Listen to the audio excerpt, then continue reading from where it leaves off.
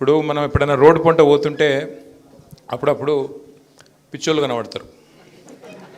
పిచ్చోళ్ళు కనబడ్డప్పుడు కొద్దిగా జాగ్రత్తగా సైడ్కి వెళ్ళి పోతాం, ఎందుకురా భయ వింత పెంట అని చెప్పి.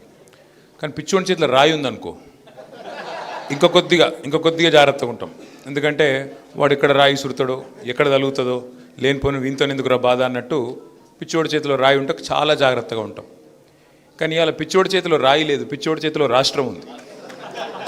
నిజంగా చెప్తున్నా, నేను బాధగా చెప్తా ఉన్నా, ఒక పిచ్చోడి చేతిలో రాష్ట్రం ఉన్నది.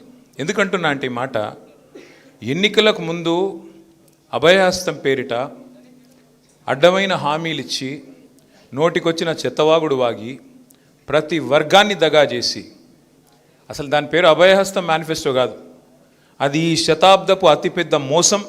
ఆ మేనిఫెస్టో ఒక్కొక్కరికి ఏది కావాలంటే అది, అందరికీ అన్నీ అని చెప్పి ఎన్నికల్లో గెలిచారు. విద్యార్థులకు ఏం చెప్పాడు? 10వ తరగతి పాస్ అయితే 10,000, 12వ తరగతి పాస్ అయితే 15,000, డిగ్రీ పాస్ అయితే 25,000, పీజీ పాస్ అయితే 1,00,000, పిహెచ్డి పాస్ అయితే 5 లక్షలు. విద్యార్థినులకు ఫ్రీ స్కూటీలు, విద్యార్థులకు విద్యా భరోసా కార్డులు, 2 లక్షల ఉద్యోగాలు మొదటి సంవత్సరంలోనే. అట్లాగే మెగా డిఎస్సి, ఉర్దూ మీడియం వాళ్ళకి స్పెషల్ డిఎస్సి. ఎన్ని మాటలు!